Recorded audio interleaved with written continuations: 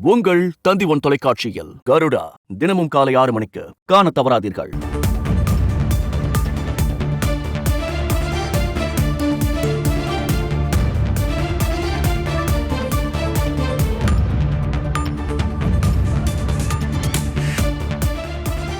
விடுதலை சிறுத்தைகள் கட்சியிலிருந்து ஆதவ் அர்ஜுனா இடைநீக்கம் செய்யப்பட்டுள்ளார். விடுதலை சிறுத்தைகள் கட்சியுடைய துணை பொதுச் செயலாளர்கள் ஒருவராக திரு ஆதவ் அர்ஜுனா இருந்தார். அவர் விஜயோடு கலந்து கொண்ட நிகழ்ச்சியில் பேசிய பேச்சு தமிழ்நாட்டு அரசியலில் பெரிய அதிர்வலைகளையும் சர்ச்சைகளையும் ஏற்படுத்தியிருந்த நிலையில் விடுதலை சிறுத்தைகள் கட்சியிலிருந்து இடைநீக்கம் செய்யப்பட்டிருக்கிறார். இந்த நிலையில் விடுதலை சிறுத்தைகள் கட்சியுடைய துணை பொதுச் செயலாளர் திரு வன்னியரசு நம்மோடு தொடர்பில் இருக்கிறார். இந்த இடைநீக்கத்தை கடந்த 2 நாட்களாகவே தமிழ்நாட்டு அரசியலில் எல்லாரும் பேசியிருந்தாங்க. இன்னைக்கு வந்திருக்கிறது. இதனது டைமிங்கும் ரொம்ப முக்கியத்துவத்தோடு பார்க்கப்படுகிறது. இன்று மதியம் முதலமைச்சரை உங்களுடைய தலைவர் சந்திக்கிறார். இதை பற்றிய காரணங்களை விரிவாக விளக்கி சொல்லுங்க வன்னியரசு. வணக்கம்ங்க. அதாவது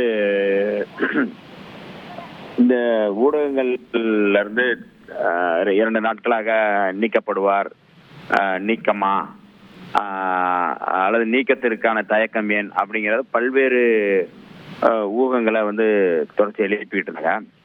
ஆனால் எங்களுடைய தலைவர் எழுச்சி தமிழர் அவர்கள் இது குறித்த சாதக பாதகங்களை அவர் பேசியது குறித்து உயர்நிலை குழு, தலைமை நிர்வாக குழு எல்லாம் பேசி, அதாவது பொதுச் செயலாளர்கள் உள்ளிட்ட அந்த தலைமை நிர்வாக குழுவோட பேசிட்டு இந்த நடவடிக்கை எடுத்திருக்கிறாரு.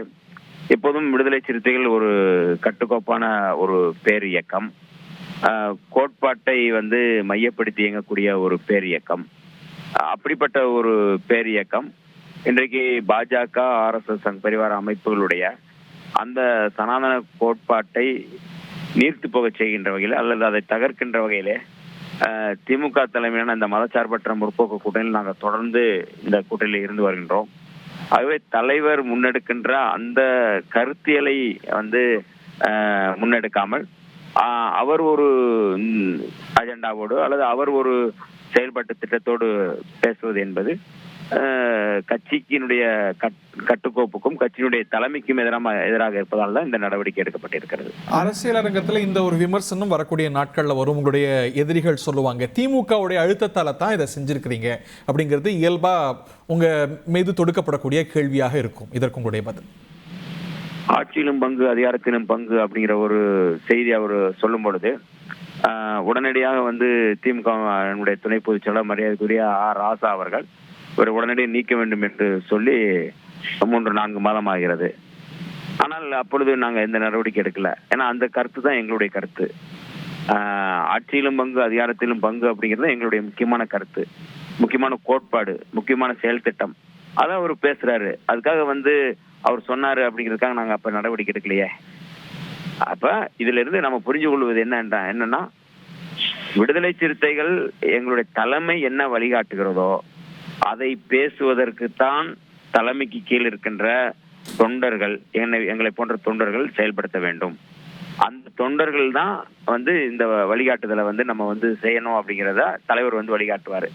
அதற்கு மாறாக செய்யக்கூடியவர்கள் இந்த மாதிரியான நடவடிக்கை எடுக்கப்பட்டிருக்காங்க. செஞ்சாரா? இன்னும் கடந்த 3-4 மாதங்களா பார்த்திருந்தா உங்க கருத்து, உங்க கட்சியுடைய அதிகாரப்பூர்வ நிலைப்பாடுன்னு எதை நீங்க எல்லாம் வெளிப்படுத்துறீங்களோ அதற்கு மாறான சில கருத்துக்களை 3 மாதங்களாகவே பேசி வர்றார்.